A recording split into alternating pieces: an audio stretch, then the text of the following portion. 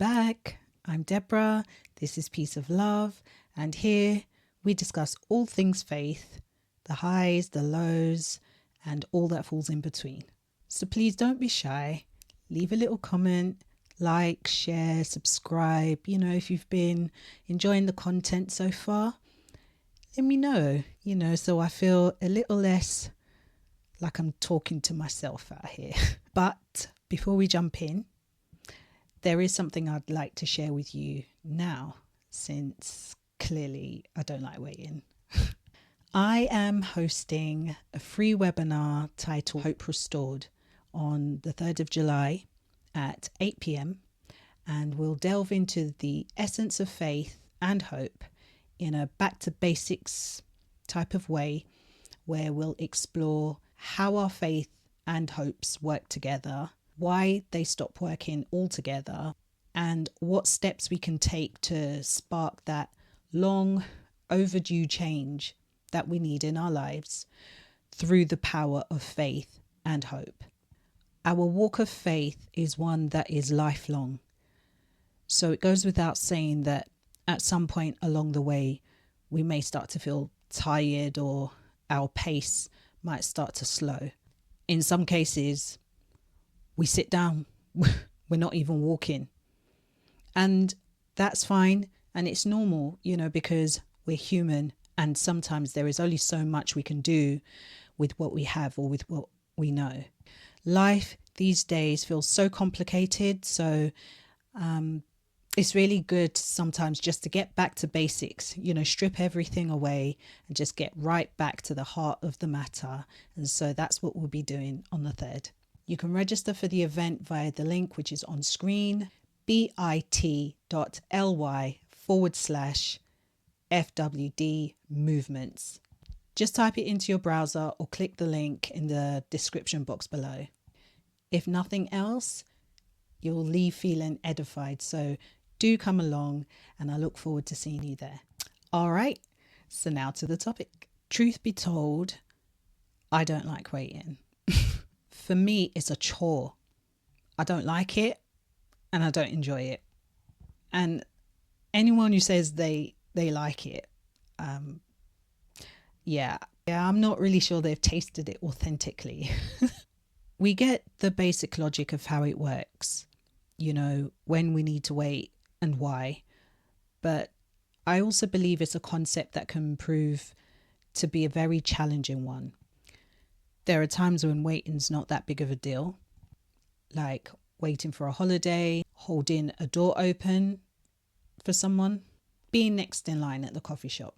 These are instances of waiting where positive ends are expected within a more than reasonable time frame, if not an imminent one. And then there's a type of waiting where a positive outcome is yet to be determined.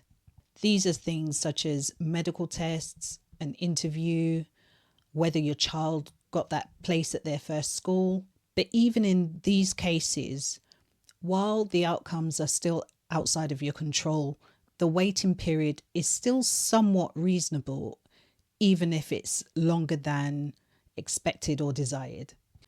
One of the hardest types of waiting is when you're waiting for the impact or the outcome of a decision that you've made. A decision so important, so weighty, so crucial that the waiting, however long or short, just feels like it's taking forever. And having said all that, there is one particular type of waiting that I believe is the hardest, and that's the indefinite wait. The kind of waiting I'm talking about is like being first in the waiting room and collecting a ticket and then taking your seat. So you're first in line. You sit and you wait. Then you watch as everyone else who comes in after you does the very same. One by one, these numbers are called, but it's not yours yet. And so you wait. The room's getting emptier and emptier. It's even getting dark outside. So you take yourself off to the help desk and they confirm that you're in the system, you will be seen, but with no indication as to when that's going to be. So you go back to your seat and you wait some more. It's now well beyond the time frame you expected to be seen, and it's fully dark outside. Like the foxes are out now. At this point, now you're starting to feel less confident that you'll be seen at all. But you also can't be sure that your number won't be called the very moment you decide to leave.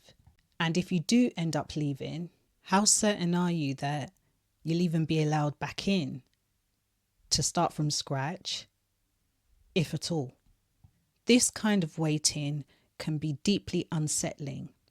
It's discouraging and sometimes even painful. They turn up the volume and they make quick work of unraveling our hopes or faith in a matter.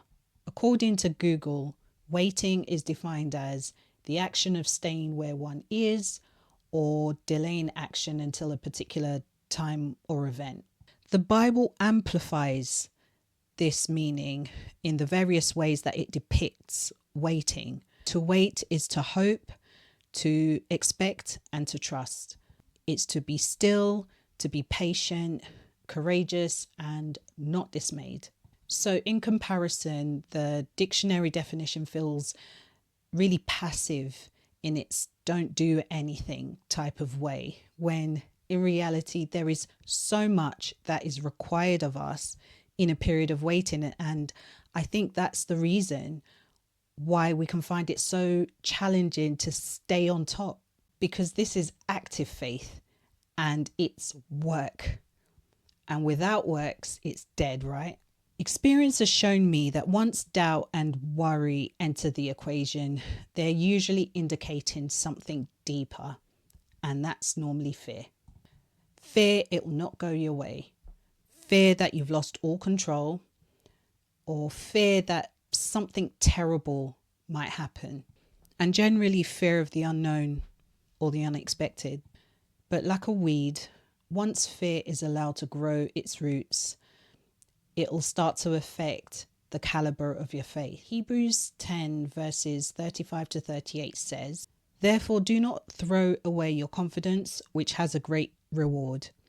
For you have need of endurance, so that when you have done the will of God, you may receive what is promised. For yet a little while, and the coming one will come, and will not delay. But my righteous one shall live by faith, and if he shrinks back, my soul has no pleasure in him." Basically, you're not to lose hope, because your endurance is training you to become stronger and better equipped to handle the promise you're waiting for. He's never late, and he's always on time, at the right time, even if it's not feeling like it. We know this because his word tells us to trust in the Lord with all our hearts and to lean not on our own understanding while we're waiting. We're told to be still and to know that he is God, because he will be exalted in our waiting. We're instructed to be strong and courageous, not frightened or dismayed, because he's with us wherever we go while we are waiting. And we're told to not be anxious in anything, but with prayer and supplication and thanksgiving, we should let our needs be known to him as we're waiting. So it's okay to not enjoy waiting, because we're not called to like it, but we are called to endure it and to reap its benefits, knowing all the while that the peace of God will guard our hearts and minds as we continue to wait and anticipate that our number will be called next. I hope this has blessed you. Let me just say, I don't like waiting, obviously, but it's something that I continue to pray for, the strength, the grace, to just, continue waiting in a way that is pleasing to him, and maybe encouraging to others. So I'm trusting I'm trusting that while there may not be a day where you're going to hear me say I love waiting, that I can continue to testify its good works and good fruit through me. I mean, let me know, am I alone? Do you struggle in the waiting? What are the scriptures that help you through those seasons that seems like everyone else's number is getting called first? It's nice to help one another to grow, each one teach one, as they say. So please remember to share this word with one and bless another, and let's all together uncover the power of steadfast faith as we break through and overcome. Until next time, be blessed, go good.